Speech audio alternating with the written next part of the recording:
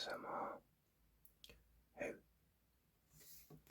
and today we are finally going to be looking at this, The Church on Ruby Road, the Target novelisation, which is written by Esme Jakimi Pearson.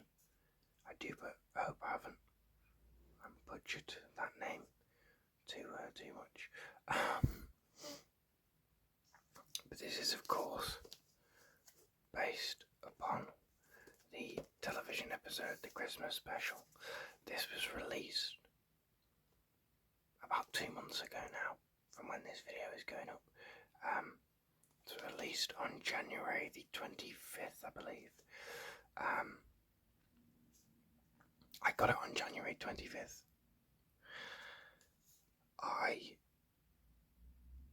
It's taken me 2 months to read it, basically. Now that might imply something about the quality of the book, which is not strictly true. It's more the length of time it took me to read it is more a case of my not giving the book the proper chance, and not, actively choosing to sit down and read rather than doing something else a lot of the time. Because you may remember, I also got the 3 60th anniversary Target novels, and they came out on the 9th of January, and I had read all 3 before this arrived on the 25th. But yet this one book, which is not that big, it's not that thick, and when you look at that was the font size. Why did it take me 2 months? I'm not sure. I think ultimately part of that is because I think I just didn't much care for the story, to be honest. But I also feel like, and it's something I want to talk about a little bit, is that the book is just fine. It's just okay. I mean no disrespect to Jakimi Pearson, the author of this, because, it's not bad, but it doesn't wow you, you know what I mean? So you look at the content, you've got 20 chapters and an epilogue. But these are not long chapters, you know what I mean? You have some chapters that are like, that's the whole chapter, chapter 4.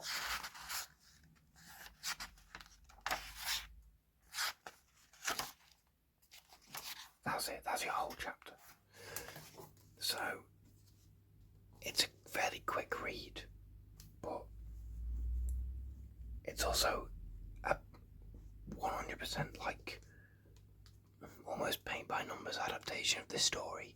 Nothing is different, nothing is changed, nothing is added, nothing is really removed. I don't just mean in terms of like a few lines here and there. Obviously that changes a bit in the adaptation, but the story is, and I'm not saying the story has to change, but I think that surely that's kind of what these novelizations can do, right? I mean, you look at stuff like the Day of the Doctor novelisation or the Rose novelisation, they're totally different. And we know that, like, in the original version of The Church on Ruby Road, the goblins were going to come down to Ruby's flat and attack it, which of course doesn't happen in the TV story for whatever reason. Whether that be budget or the practicalities of filming it or just time constraints of what you can fit in the episode. None of that applies to a novel, but it still doesn't do it. The other big thing, and I will say this is a pretty clear complaint for me, if you look very closely. So, if you look at the edges of the thing here, you can see they're not even, and you can see they're a little bit puffy and gappy. That's because when this arrived, this was this slipcover, so it's not.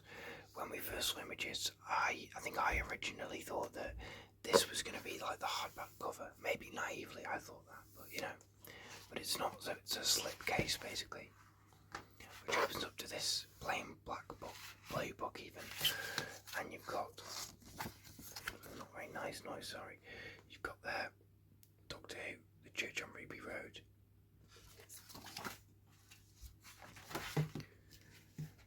But on my copy, because I pre-ordered this, I didn't buy it in a bookshop. You can still kind of see it. This was just way over here. I think it was not even basically, and so I spent quite a while and basically removed the slipcase, the slipcover, even tried to sort of flatten it a little bit, and then reshape it back onto the book. And I don't have any images or anything as like a before or after. Perhaps I should have, taken a photo that I could put up just to be like, well, this is how it arrived. But it did not line up on the spine.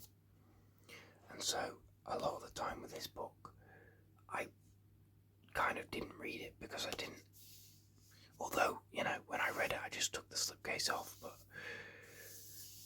it was immediately a bit of a dud first impression for me. When you couple that as well with the fact that I'm not a massive fan of the story, there's not much different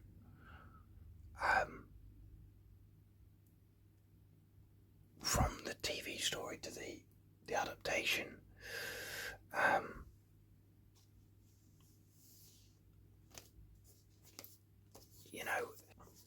I think all that sort of begs the question of, well, why did you get this then? But I wanted to give it a fair crack of the whip. I wanted to own it, to have it, and to see if a different version of this story might grab me more, might connect with me more. But this isn't a different version of the story, and it's not particularly. I don't want to say it's not an exciting read, but it's not. What am I trying to say here?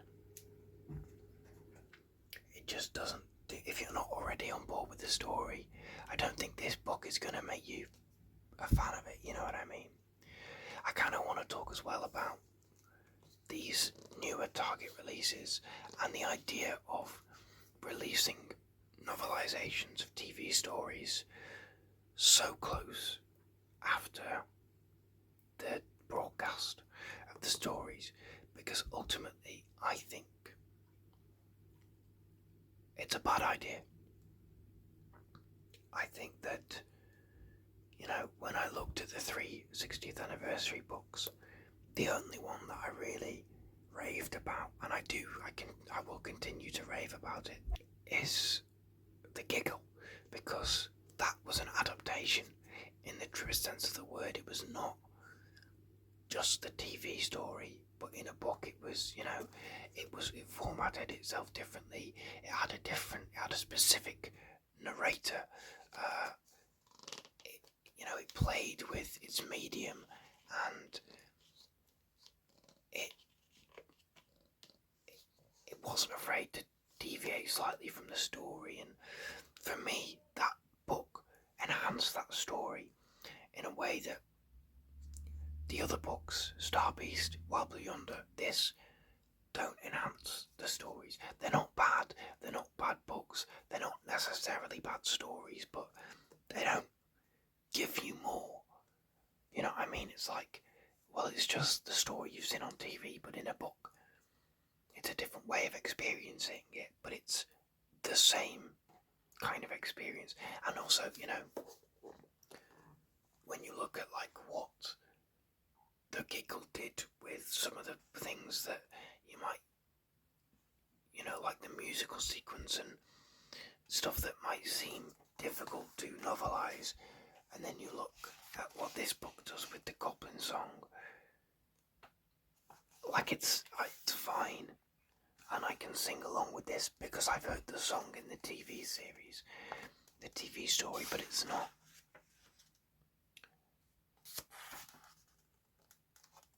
It's not,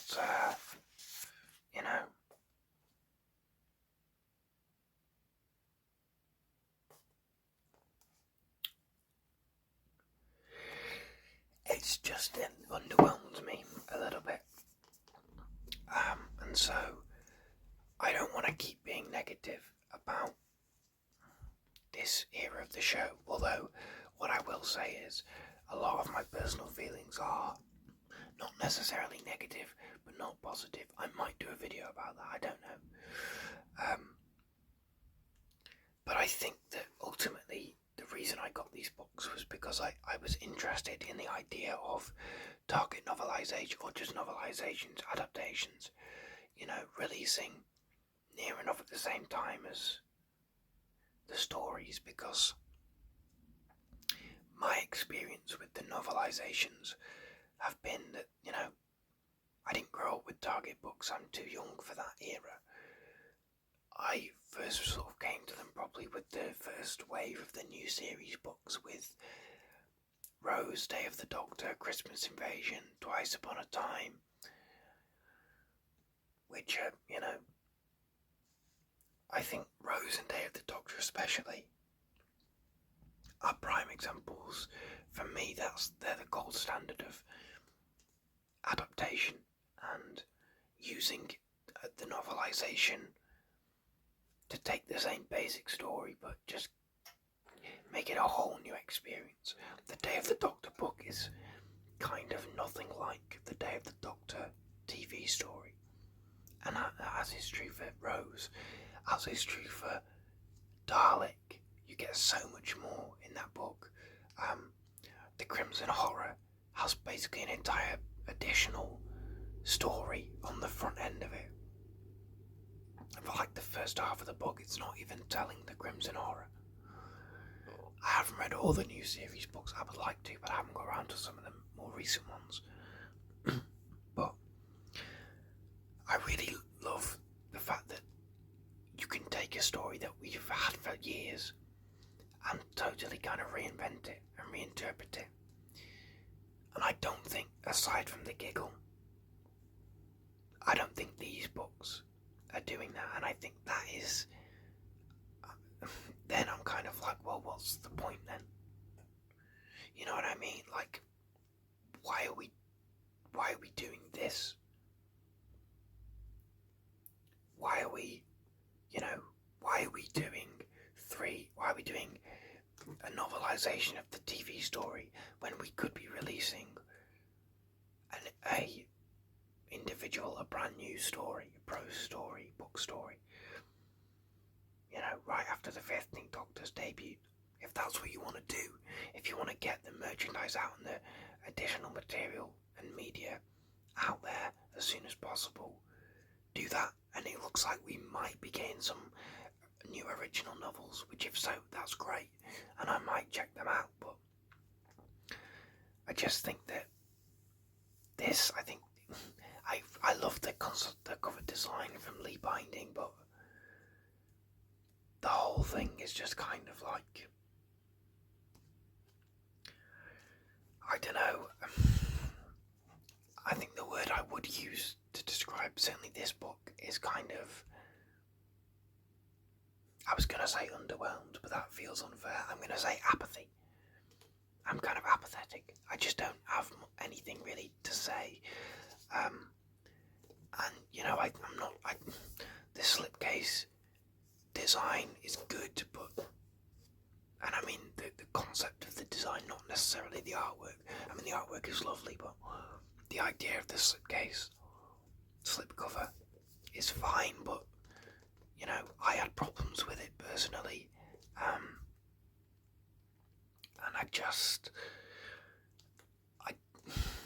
with the greatest respect to Esme Jikimi Pearson, who does a good job of novelising the TV story, to be fair. For me personally, I just don't really see the point. So those are my thoughts on the Church of Ruby Road novelisation. Hate to be a negative Nelly again. But, have you got this book? Have you read it? Have you maybe perhaps listened to the audio book? What did you think of it? Let me know. Would you like to see more of these? I think we are getting more for the upcoming series. And what other stories would you like to see novelised? Would you like to see novelised instead, rather than, the new stories that, again, aside from the giggle, kind of aren't adding anything? I would love to see stories like, what would I like to see novelised? Nightmare in Silver, I think would be a very interesting novelisation. The Long Game, I think would be a really fascinating novelisation. Gridlock could be really interesting. The Saranga Conundrum, perhaps. There's lots of options, Under the Lake. So, for me personally, I'd rather see those than doing sort of arbitrary, paint-by-numbers novelisations of current stories that don't get the chance to fully flesh out and develop and expand on the stories in the way that other novelisations do. But anyway, those are my thoughts. Thank you for your time. Thank you for watching. Please do like and subscribe if you haven't already. Comment below, of course.